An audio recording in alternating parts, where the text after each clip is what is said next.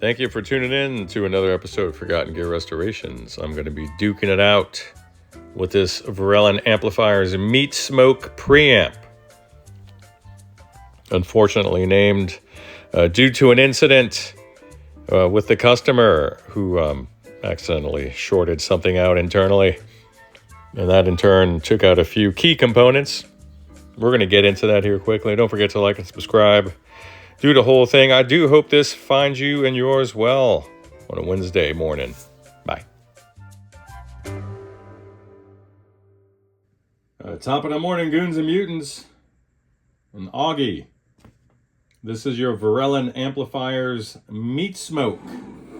You've been using this to run your bass guitar, jamming with your kid. I like it. But we've had an unfortunate string of events. A conflagration of tragedies, if you will, as it were,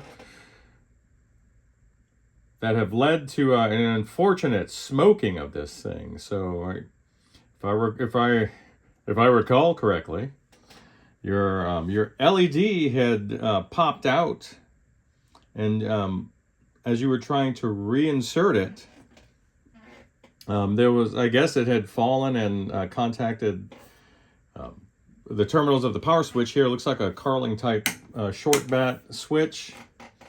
And it went up in smoke. And now you can't get any sound. It's not a wonder. So let's pop this thing open together and see what's going on.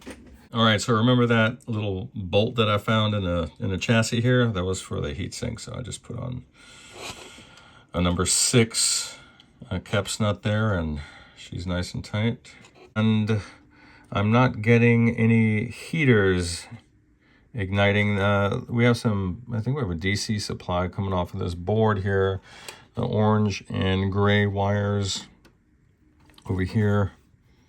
So I suspected the short might have taken out the rectifier and the filament supply.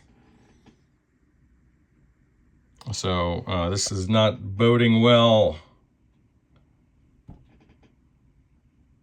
I'll see what I can do. This black charring is likely conductive. I'll see what I can do.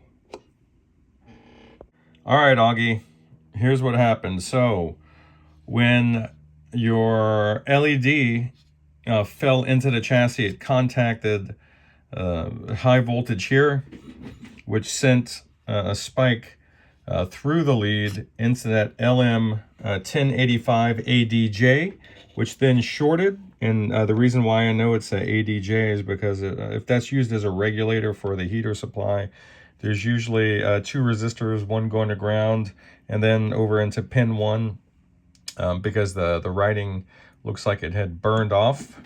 And then unfortunately, you can probably see around this filter cap some extensive damage where it blew the solder pads off of all but the positive output on that rectifier. And under the board is not much nicer.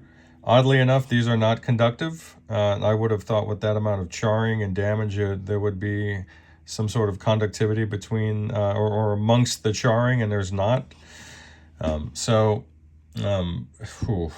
I'm probably going to want to, obviously going to replace this 1085 ADJ, which is good for the 6.3 filament voltage, which is absent. We do have some high voltage present on the plates, but we're not getting any sort of ignition in there from the filaments.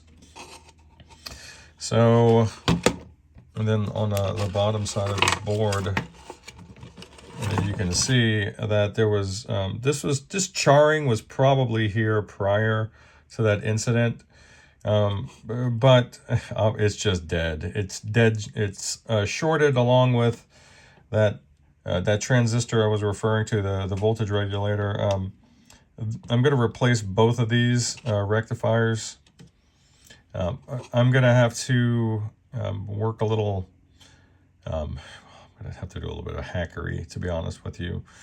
In the absence of those solder pads. Now there is, the good news is that this is through plated. So having contact on this side will suffice. but it's not ideal. And then you're looking at further damage from the charring. Maybe I'll move forward and I will chassis mount the, let's see, let me grab one from the stash here. Pardon me.